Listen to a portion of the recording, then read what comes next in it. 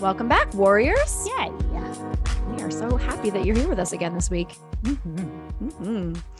We are doing part two, our second part two in recent weeks of our holiday anxiety episode. Yeah. This cringe. was sorry. I said cringe. You don't know the thoughts that were in my head, but I had thoughts and then I felt cringe. So yeah. Okay. Well, we are tackling this again because it's right before the holiday season here. This is pretty much when this episode dropped at around this time last year. It was episode 34, Holiday Anxiety. If you haven't listened to that one yet and you're interested, head back in your feed and check that one out before listening to this one, maybe, so you could have them back to back. Double anxiety for holiday stuff. Woohoo. All right. So I'm super curious, Abby. In our first holiday anxiety episode, you talked a lot about how the holidays are not really your jamma. Yeah. Right. You don't super love. Well, when I say the holidays, I guess I should be more specific, right? Like the Halloween through New Year's Day holidays. Well done. Yes, exactly. Right? I'm pretty sure that was the exact timeline that you had given us. Give me Labor Day all day, every day. Right. That is an awesome holiday. And we know now because it's right around your birthday. Yeah. No, I mean, that's a really great reason to celebrate. I'm here for that reason, to celebrate Labor Day. So what's kind of come up for you since, like, what you said cringe before just a moment ago. So like, what's still feeling cringe? What's, if anything, has like shifted or changed for you? Yeah. So the reason I said cringe is because when you brought up the holidays, it reminded me that the other day I was walking my dogs and this very kind and nice gentleman wished me a Merry Christmas. And this was like October 17th. Like, wow. It was just a few days ago. And first of all, I don't really celebrate Christmas. I mean, I grew up celebrating Christmas, but like, I don't identify as a Christian, right? Like, and I grew up celebrating Christmas. I grew up celebrating Hanukkah, so I don't really like being wished a Merry Christmas in general, but I'm okay with it. I get it. It's the sentiment. I get it's the season. But when it's mid-October, I'm like, what the fuck? Like, for real. Like, I was going to say other things, but like, I don't even know how to respond to that. And of course he was a nice gentleman. So I was like, oh, thanks. You too. I couldn't bring myself to say Merry Christmas. Like, what? We are 2 months out, dude. Like, it is not the season. And so when that was where the cringe came from, because it just reminded me that people are just putting up their Halloween decorations. Why do we need to speed through it all and already be talking about Christmas? Like, no, do totally. we have nothing to look forward to in our lives that we have to be talking about a holiday 2 months from now? I mean, I feel like our world kind of forces it down our throats, though. It's like, it's back to school time in July based on commercials and retail and online and all the cookies on my computer giving me all the, holiday gift ideas and Halloween costume ideas back in like in August. Yeah. And then for what came up for me just now when you were sharing about this person saying Merry Christmas is I've been seeing the same Old Navy Christmas commercial. Oh, gosh. The only one I've seen so far. But I was just like screaming at Adam, not at Adam. Yeah. I was just frustrated and yelling in his direction, my frustration, not with him. Again, I want to make that very clear. Love you, babe. But like, just at the world at large, it's like, is Halloween fucking over? Is it over? What about Thanksgiving? Right. What about everyone skips it? Yeah. I'm like, and why are we celebrating already? Be shoved down our throats. I mean, that's the thing. It's like, hey, if you celebrate Christmas, good for you.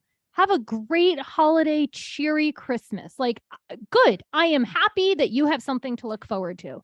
But why does it have to be shoved down all of our throats? Is it just because they want to make some money off of us? Yep. Is it that? Is it just stupid capitalism and consumerism at its best, making us feel like we already need to prepare for Christmas? Right. Reminding us that what we're doing already isn't good enough. There is zero present moment awareness when it comes to consumerism, right? Like when it comes to big companies that are trying to make money off the next thing. Yeah. Because there's no money to be had in the right now. There's no money to be had right now. So we need people, all of us to look at their advertising, to look at their commercials and think, well, I don't have enough. I'm not enough. Right. That's basically the goal. I'm not enough. I need more. I need to buy more shit. I need more gifts for myself and other people. I need more decorations for every freaking celebratory thing. Anything that anyone deems, a reason to celebrate, which I'm all about celebrating. I don't really have a general issue with holidays. I mean, I have plenty of issues with holidays, not with the holidays themselves, though, just with which we're going to get into the expectations that come or get back into, I should say, that come with holiday stuff. But when it comes to the marketing, it just feels like nothing but stress. It's like, get out of the present, basically, it's saying, and start future planning. Everything has to be future planning. And spending your money on crap that people then have to decide if they want to keep or not at a later date, and like just clutter their house with more crap. I'm realizing as we're talking right now that for me, the focus of this episode is more on the anxiety over consumerism around the holidays. Like last time we talked, the holidays bring up a lot of like unpleasant like reminders about stuff for me. And that's different than the just being force fed how I'm supposed to feel and what I'm supposed to buy and what I'm supposed to do this time of year. It's like, I'm not down for that. Right. At all. Dan and I have created a new holiday. We are not celebrating any of the typical holidays this season. We are doing our holiday. That is awesome. Yeah. It's called Soleil. Ooh. Like the sun. It's French. We took from a lot of different, cultures and things. And I love that. Yeah. Yeah. It's like, I mean, holidays are typically, for a lot of folks anyway, about tradition, about things that happen all the time, the things that happen every year at the same time, generally. Yeah. And so I love that you're just like carving out your literal own independent tradition. Yeah. Like, fuck all the rest of the holidays. Here's our holiday. Yeah. And going to be a lot of dumplings. Dumplings is part of what you eat during Soleil. You can have other food too. And it's not just any one type of dumpling. What day is Soleil? Well, it's going to be on 12/25 because that's really the day that you're allowed to celebrate. Like if it was in the middle of the work week, that would be the day off. So we kind of had to, like our society doesn't care about Hanukkah, right? You don't get 8 days off. So you kind of have to, like, when you're making up a holiday, you have to choose the day that's going to get you be a holiday. Yeah. Get you the same day as other people. Fair enough. Having off. So it is 12/25. Have you ever had like Jamaican festival dumplings? I don't know. I don't. Oh my God, they're amazing. I can't even explain it. It's just a lot of bread, but it's not bread. It's just really good dough. I should say dough. It's a lot of dough. They're amazing and they're soft. They're amazing. So my point is that it's not just one type of dumpling. It's basically any dumpling your heart desires is allowed into this holiday. And then there's other food too. Wait, what'd you say? Why dumplings? Well, because we made this holiday and we both really like dumplings. Okay. I mean, why a tree for Christmas? Sure. Well, I mean, there are some reasons, that have been laid out, not by us, but didn't it come from the pagans? It did, but again, I mean, we're not going into religious history, but yes, but I love that. I love it's just like, hey, we picked our food that we both really love, and it's gonna be like the food staple in the way that like people have turkey or tofurkey or whatever their version of turkey on Thanksgiving. Yeah, people have pumpkin pie on Halloween or candy or whatever. Christmas ham. I don't know. Have you been to the holidays in America before? Have I? People have pumpkin pie or candy on Halloween. Yeah. I love that. Candy on Halloween. No. No, the way you said, you're like, oh. I'm trying to think of like, what do people eat on Halloween? Candy. Nothing but candy. Nothing. Yeah. So we eat dumplings on Soleil. Dumplings on Soleil. Our holiday music is pretty much all Disney and Broadway. Okay. Yeah. Dan's cool with it, huh? Yeah. He's all right with that. And then this Soleil, our main song might be from The Lion King. Each year you can have a different main song. Ooh. Yeah.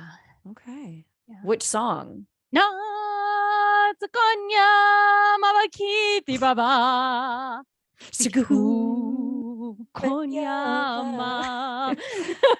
Okay, Yeah. that's enough of that. That is awesome. That is so cool. I love it. And you gotta like, oh, you gotta have the song on. Now I'm like coming up with shit for you to do on this new holiday. If I like it, I'll take it. Yeah. You have to put your dumplings, all of your many different varieties of dumplings onto like fancy serving platters or any serving platter. Yeah. And then they have to be like presented. Like the music comes on and you like exit the kitchen. Yes. And place them on the table where you're going to be dining or eating or whatever. And then the song stays on until everything's on the table. And then you dine. You know, Dan and I recently went to the Broadway show, The Lion King, and I did get a throw blanket. And I feel like I should wear that blanket as a cape when I'm bringing out the dumpling. Yes, that's correct. Yeah, that's correct. Yeah. And maybe you get capes for the dogs and for Dan. Oh. Actually, no. You get the cape. Okay. Yeah. Maybe they get some other kind of adornment. Yeah. Something else. Right. You know. Like for Christmas, people wear Santa hats. For Soleil, I'll figure out what we wear. Some kind of hat. Yeah. That'd be good. You get the cape, they get the hat. I like it. See, now we're not even on holiday anxiety because it's like, how can I make the holiday more fun? And sometimes it's just by creating your own holiday. Yeah, I think the point of what you're doing is what's so beautiful about it is that it's saying it's like shirking what's societally acceptable. Yeah.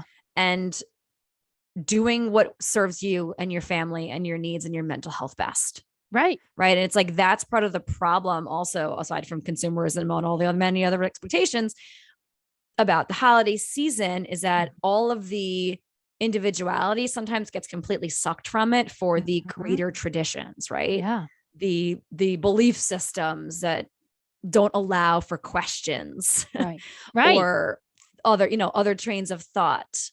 And just saying fuck it to the expectations and only doing what serves you. It's like a holiday should feel like a time for connection, maybe for some people, for love, for being with friends and family, maybe it's being with yourself, and can we as a society practice letting go of putting our expectations on other people based on the fact that it's a holiday? Like, why does the holiday have to carry so much weight?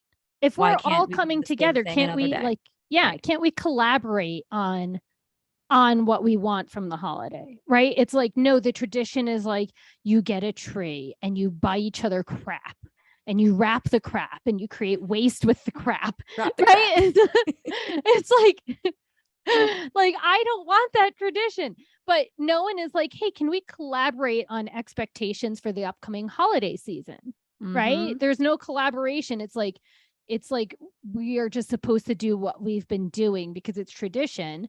But I always am exhausted every year by that, Yeah.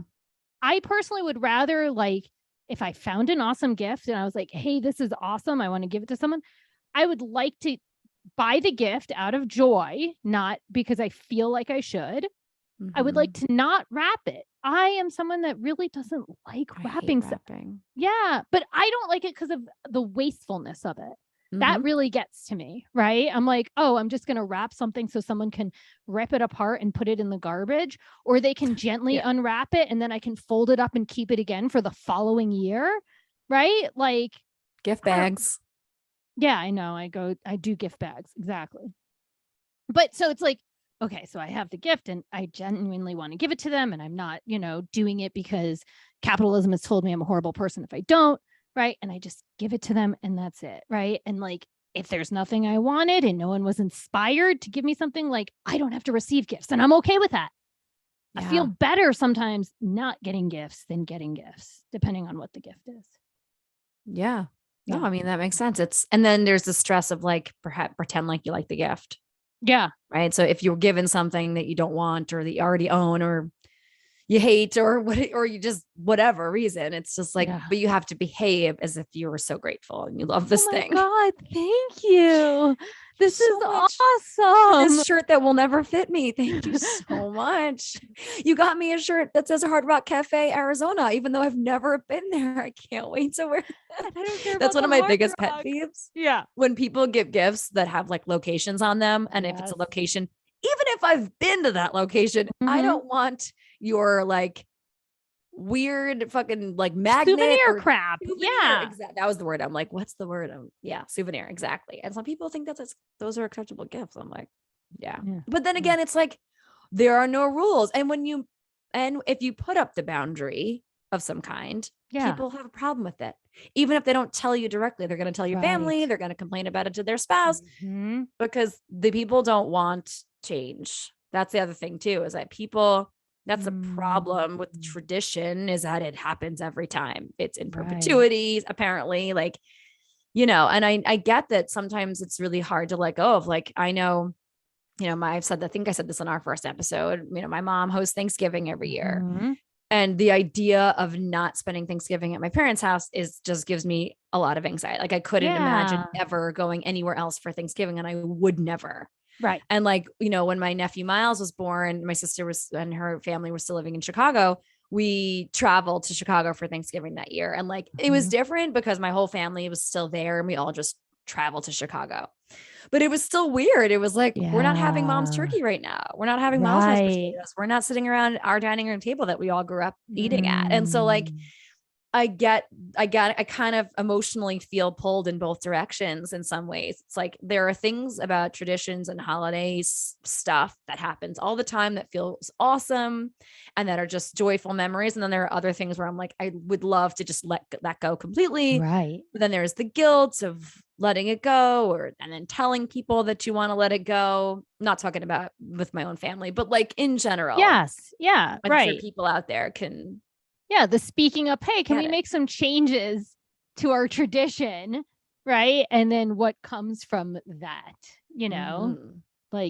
difficult conversations. So, okay. So if you could make up your own holiday on the spot, you don't have to have a name. I understand like that might be really hard to choose a name. Like, no clue. Yeah. But what are some things that you would like in your holiday, or some things that you would like to avoid in your holiday? Ooh, I would like lots of tacos and cookies. Oh, see, so you have your holiday like main deal, like course. Sure. I mean, food is a must. Yeah. Yeah. Yeah. I mean, and I don't really know. I feel like people wear their pajamas. I love that. Or their, extreme cozy clothes. Yeah. Yeah. And there's just like nothing to do except eat. Yeah. Like there's no gift giving. There's no gift receiving. Yeah. There's only, and there are maybe ahead of time we all email each other with the do's and don'ts for each of us. So that our expectations are clear. Like, enjoy the yummy food that I'm going to bring. Don't ask me about family planning, right? Like, right? So it's like conversation topics that are off limits, on limits. Yes. Right. So like setting up some expectations ahead of time so that way everyone can feel at their safest. How about like, do understand that if I go away and lay down in a bed for 30 minutes, it has nothing to do with you. I just need a mental break. Yes. Yeah. Right. And there'll be an overstimulation room. Yes.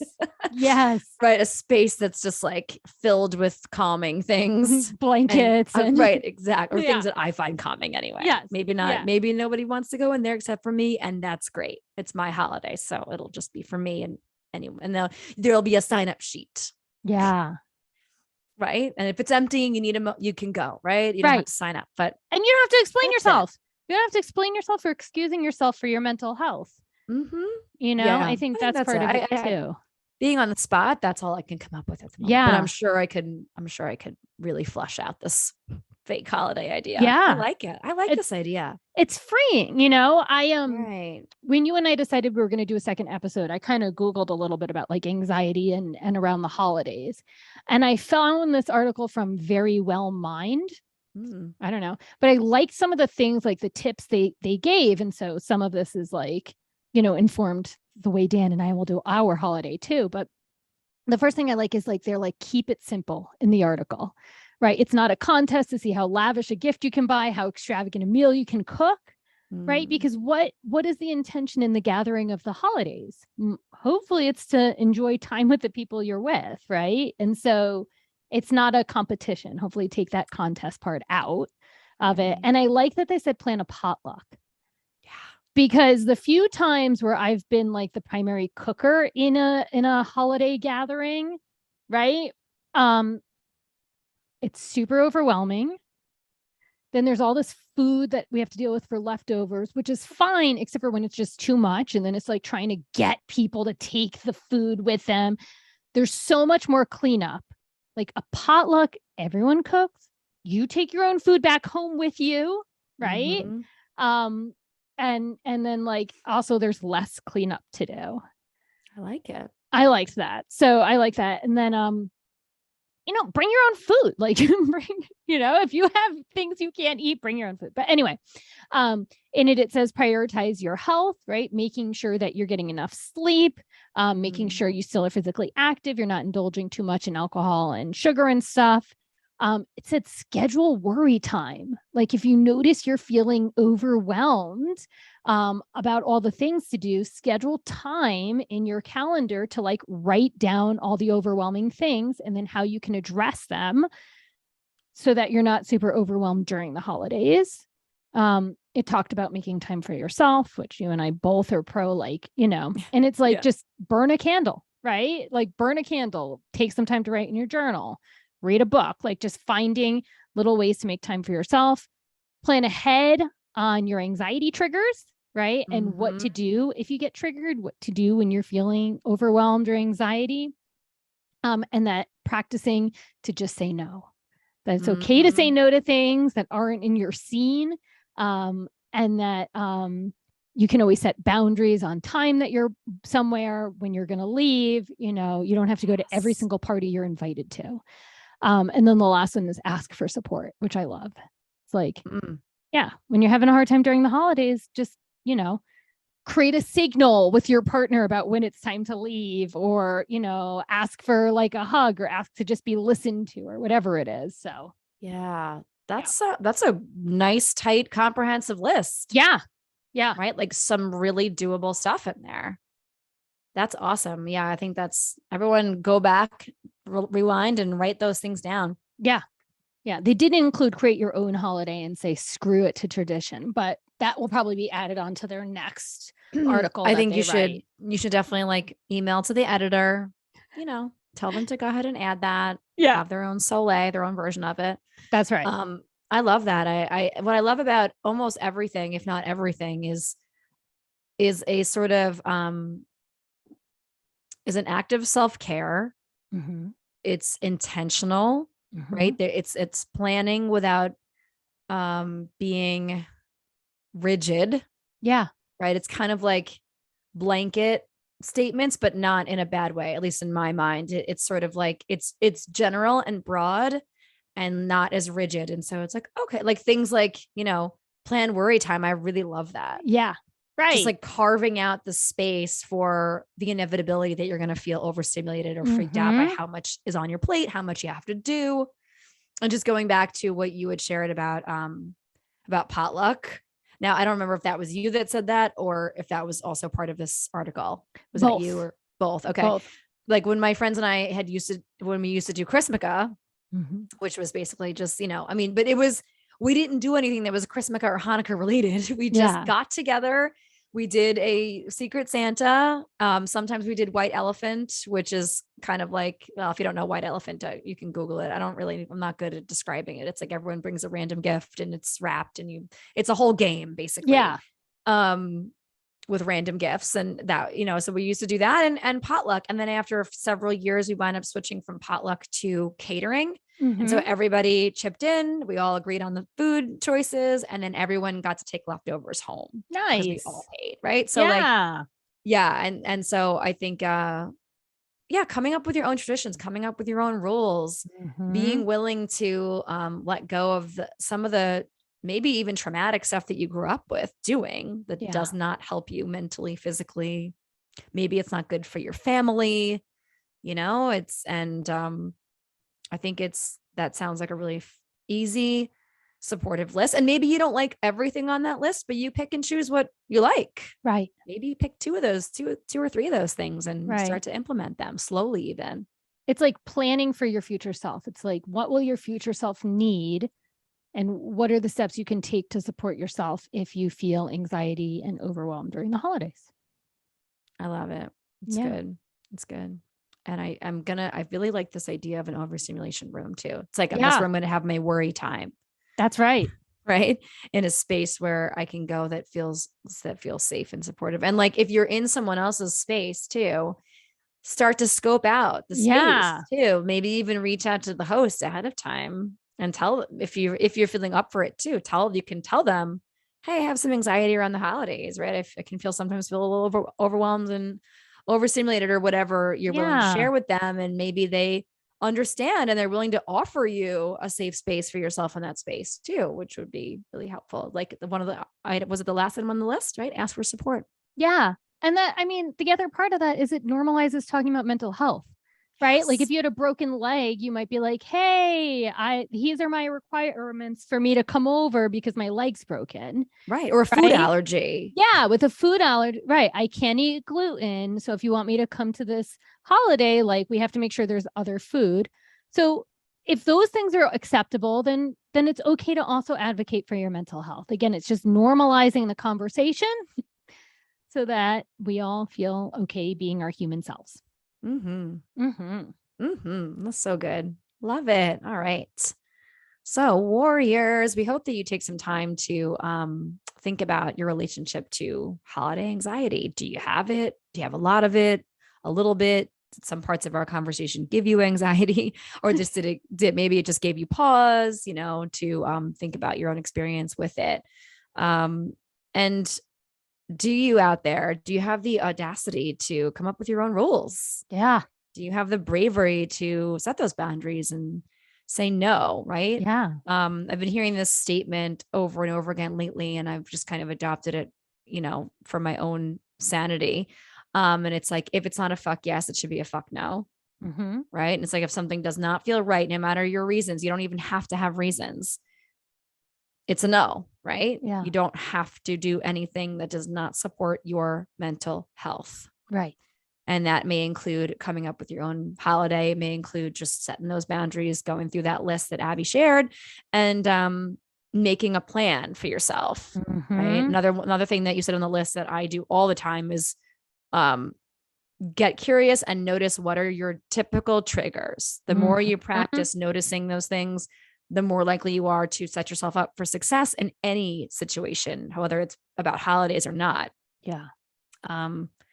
So take some time to think about how you feel about the holidays and maybe come up with a plan for yourself for this holiday season, this impending, looming holiday season. Dun, dun, dun. No, I mean, and I have what? Yeah. I heard that. Yeah. And I happen to love the holidays too. I have a lot of good and happy memories of the holidays. So if that's you too, and this type of anxiety doesn't really show up in such a strong way, it's okay. You don't have to adopt it as one of your anxieties either. Right. Because sometimes I know that, like, when you hear someone talk about their anxiety journey in one way, it's like sometimes us anxiety warriors can start to take some of those feelings on for ourselves. So you can walk firm in your lack of holiday anxiety, then fuck yes. That is awesome. Yeah. That is awesome. Yeah. All right. So Margot, do you have a win of the week? Win of the week. Yes, I do have a win. Last week or recently, we did our second episode of anxiety and adult friendships, and we tackled that topic again. And I think we may be tackling it again in the future because there still feels like there's a million things to say about that topic. But a big win for me was, speaking of online relationships that have become real relationships and real friendships with other people. I have my book club of there's like 10 other women or 9 other women and me, and we meet weekly. And I've mentioned them before here on the pod, and we've grown very close and connected. And so we went away together recently. And we met up in St. Paul, Minnesota, and we rented an Airbnb and just spent the weekend just connecting and lounging in our pajamas and watching old movies and going to dinner together and cooking together and sharing all the things. It was like laughter and tears and drag brunch and, clueless outfits. And it was such a great time. And I just feel really lucky to have connected, like have had true connection with other adults. Yes. That is not surfacey or small talky. Right. That's awesome. Yeah. That just makes my heart like warm and happy for you. Thanks. Yeah. It was a huge win, and we're looking forward to another trip in the coming months. That's awesome. Yay. Yeah, it's really great.